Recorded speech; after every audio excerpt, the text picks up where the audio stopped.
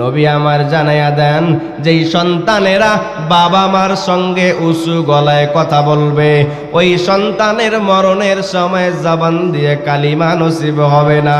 আর যদি কালিমা নসিব না হয়, ওই সন্তানের জন্য পরকালীন জীবনটা হবে বড় কষ্ট।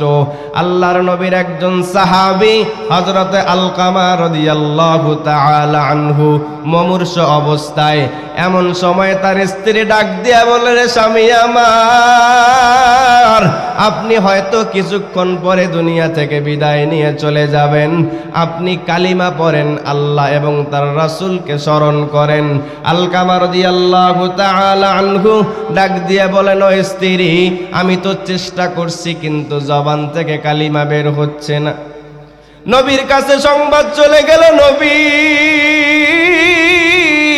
আপনার সাহাবী হযরতে আলকামা জবান থেকে কালিমা পড়তে পারছে না, কালিমা বের হয় না।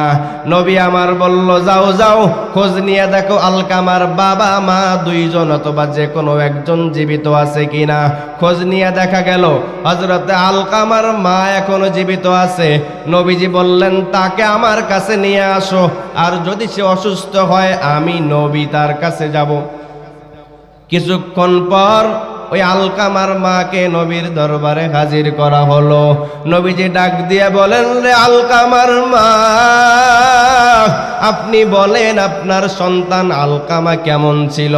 আলকামার মা বলে, ওগো নবী, আমার সন্তান অত্যন্ত ভালো মানুষ ছিল, কোনোদিন নামাজ কাজা হয় নাই, কোনোদিন রোজা কাজা হয় নাই, এমনকি তাহাজ্জুদ কাজা হতো না, দান সদকাও করত, মানুষের সঙ্গে ভালো ব্যবহার করত, সমাজ কল্যাণমূলক কাজও করত।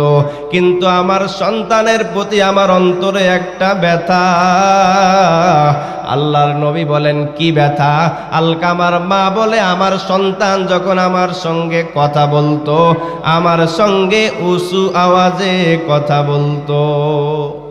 নবীজি ডাক দিয়ে বলে, রে আলকামার মা,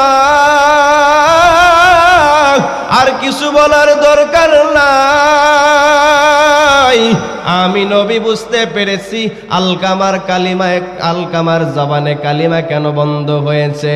আল্লাহর নবী ডাক দিয়ে বলেন, রে বেলাল, যাও যাও, শুকনা লাকড়িগুলো খড়িগুলো একত্রিত করো, আমি নবী আলকামাকে জ্বলন্ত আগুনের মধ্যে জ্বালাইয়া দেব। আলকামার মা দুইটা চোখের পানি ছেড়ে দিয়ে বলে, রে নবী, এই সন্তানকে কত কষ্ট করে করে মানুষ করেছি, এই সন্তানকে কত আদর করে মায়া করে লালন পালন করেছি, আজকে সেই সন্তানকে আমার সামনে জ্বালাইয়া দেবেন, আমি মা সহ্য করতে পারবো না। নবী ডাক দিয়া বলেন, রে আলকামার মা, এটা তো দুনিয়ার আগুন, এটা সামান্য আগুন, কিন্তু আপনি যদি আপনার সন্তান আলকামাকে ক্ষমা না করেন, যদি আপনার সন্তান আলকামাকে মাফ না করেন, তাহলে এর চাইতে কঠিন আগুন, জাহান্নামের আগুন তার জন্য অপেক্ষা করছে। আলকামার মা ডাক দিয়ে বলে, নবী আমার, আমি আপনাকে সাক্ষী রাখলাম এবং আমার আলকামা, আমার সন্তানকে আমি মাফ করে দিলাম। খেয়াল করবেন, এবার নবী বেলালকে বললেন, ও বেলাল, যাও যাও, গিয়া দেখো এখন আলকামা কালিমা পড়তে পারছে কিনা। হযরতে বেলাল রাদিয়াল্লাহু তাআলা আনহু বলেন, আমি এখনো পর্যন্ত ঘরের ভিতরে যাই নাই, ঘরের বাইরে থেকে থেকে থেকে থেকে আমি শুনছিলাম হযরতে আলকামা জবান খুলে খুলে পড়তেছে, লা ইলাহা ইল্লাল্লাহু মুহাম্মাদুর রাসূলুল্লাহ। ও আল্লাহর বান্দারা, মায়ের সাথে উঁচু আওয়াজে কথা বলার কারণে যদি একজন সাহাবী হওয়ার পরও কালিমা বন্ধ হয়ে যায়, আপনি আমি যে দিনের পর দিন বাবার সঙ্গে বেয়াদবি করলাম, মায়ের সঙ্গে বেয়াদবি করলাম, উঁচু আওয়াজে কথা বললাম, আমার আপনার অবস্থাটা কি? নবী আমার ডাক দিয়ে বলে, রে উম্মতের দল,